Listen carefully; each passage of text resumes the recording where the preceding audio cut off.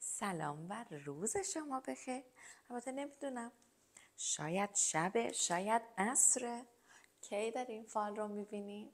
فالهای من اصولاً تایم ندارن و هر زمانی که شما بهش نیاز داشته باشی سر راهت قرار میگیره.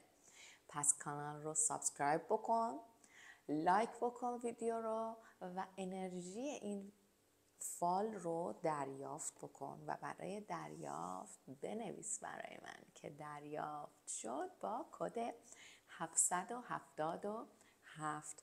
ممنونم از همراهیت. امروز مثل چند روز پیش یه فال 2 کاپ قهوه و تاروت داریم تا من اول فنجون هاتون رو برگردونم. این فنجون رو برمیگردونم به نیت دختر رابطه و اتفاقات و احساس ایشون توی این ارتباط و با من نیت بکنید عزیزای دلم.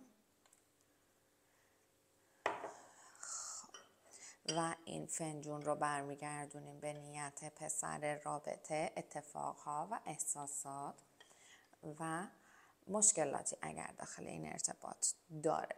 مشکلات که کلا از سمت آقایان، ما خانم که مشکلی نداریم. با من نیت کن. خب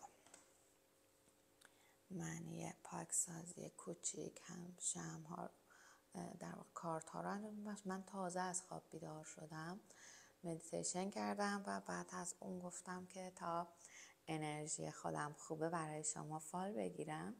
کلمه ها بعضی وقت جابجا میشه، شما به بزرگی خودتون ببخشید این قضیه رو.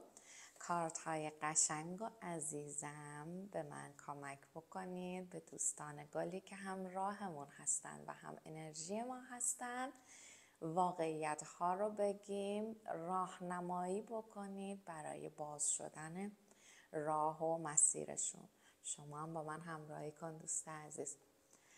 دوستان برای فال های شخصی میتونید از طریق شماره‌ای که برای واتساپ توی دیسکریپشن من نوشتم از اون طریق با من در ارتباط باشید.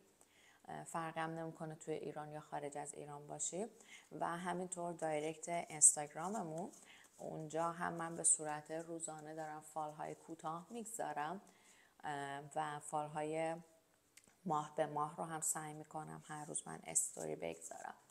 اگر که دوست داشتید اونجا هم میتونید با من همراه باشید.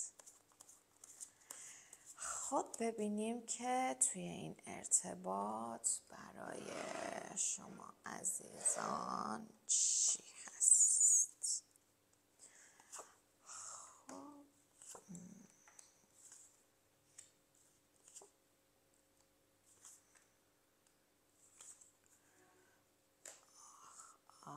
که ناراحتتونم با همینا ببرم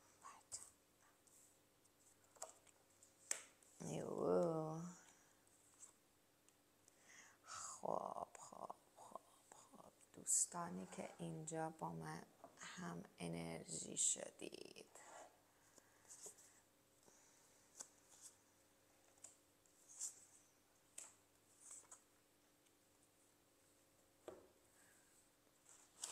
ببینم من کاپای قهوهم هست توی تصویر. بله. خب این پسرمون بود، بذاریمش این گوشه. یک غم و یک ناراحتی داره از دلش به زودی پاک میشه. شاید بخشیدیش، شاید قرار ببخشیش.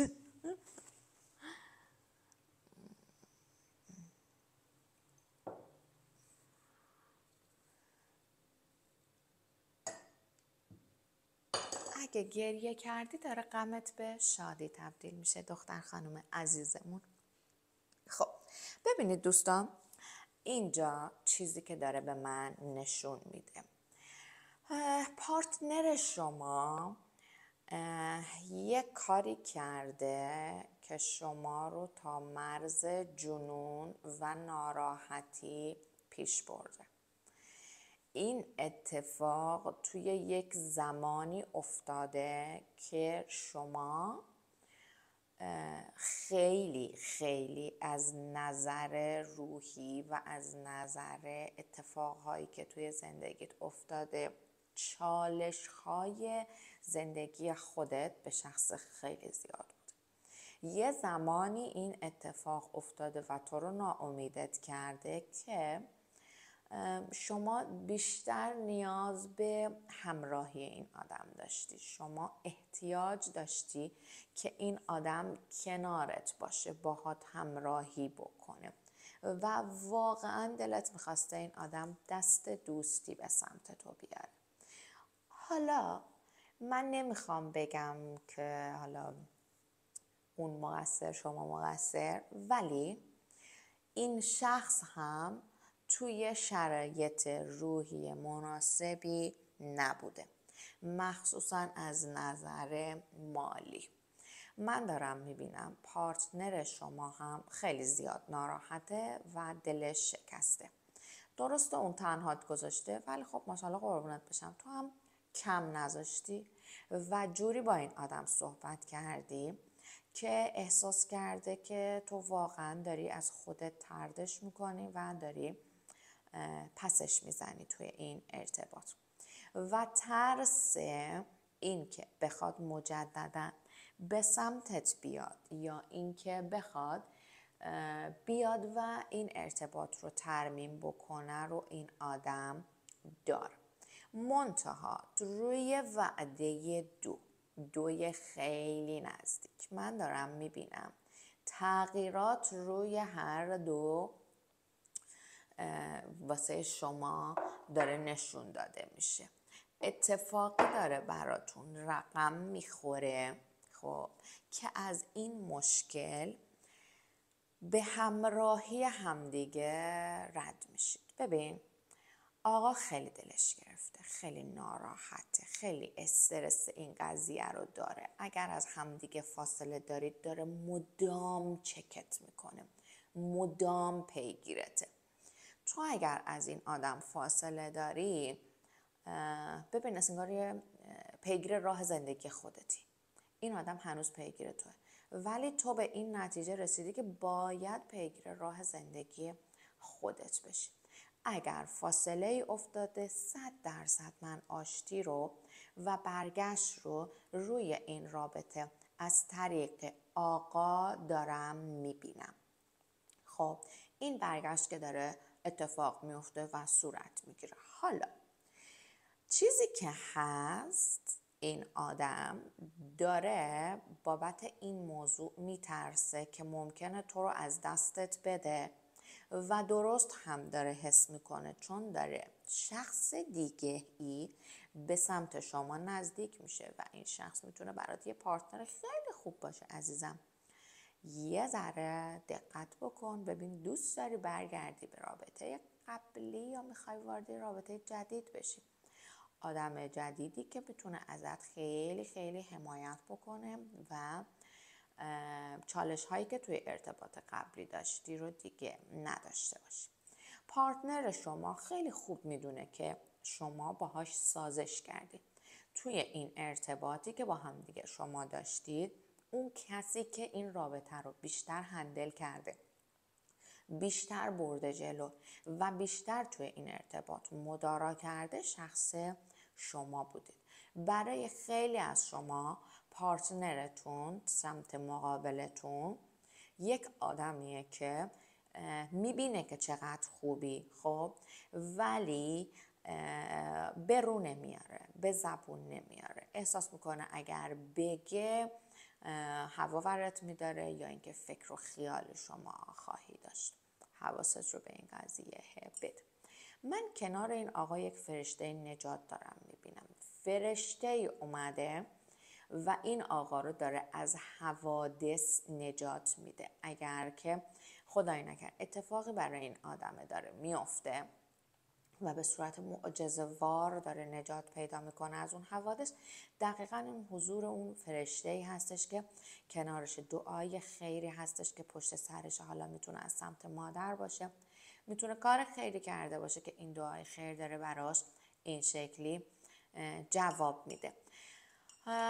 برای یک سری ها که رابطهشون رابطه ازدواجی هستش، آقا توی فکر فرزند جدید یا حضور یک فرزند هستش که احساس میکنه با اومدن این شخص جدید توی این رابطه میتونه رابطه گرمتر بشه، ولی خانم توی فکر رفتن و فرار کردن از این ارتباطه هستش.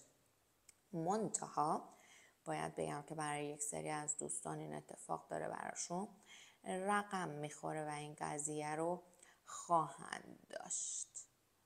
آقا اگر که در حال حاضر درگیر مشکلات مالیه، باز شدن راه و مسیر مالی رو براش میبینن و این مسیر مالی که داره براش باز میشه با دست پر داره سمت شما میادش. میدونی احساس میکنه که از قدم و حضور خیر شماست که داره این اتفاق برای این آدم میفته. ببین قلب سفید رو ته فنجونش میبینی. هر چقدر که اون داره روی این ارتباط سرمایه گذاری میکنه با این ترسی که داره، شما داری سعی میکنی ازش فاصله بگیری و بری عقب‌تر بایستی. خب توی کارت های تاروتتون هم برای یک سری از دوستان بارداری هست. ممکنه که بارداری برای شما رخ بده. اگر که حالا توی ارتباط هستید با هم دیگه و حالا ازدواج نکردید، مراقب این قضیه باشید، چون که یک بارداری اینجا داره به من نشون داده میشه، هم توی فنجون هستش هم روی کارت هاتون. احتمال این که برای خیلی از دوستان رخ بده هستش. ببین همراهی و همکاری یک آقایی که به عنوان دوست میتونه باشه کنار شما، دوست پارتنرتون باشه، دوست اجتماعی شما باشه رو اینجا داره به من نشون میده. همکاری و پیشنهاداتی که این آدم داره به شما میده میتونه توی مسیر شما خیلی تاثیرات زیادی رو داشته باشه. بریم از تاروت رایدر بایتمون هم برای شما. من دوست دارم، چرا اینقدر کارتش قاطیه؟ 2 کارت رو هم از اینجا بکشیم ببینیم که سرانجام مشکلات این ارتباط بین این 2 نفر حل خواهد شد. خب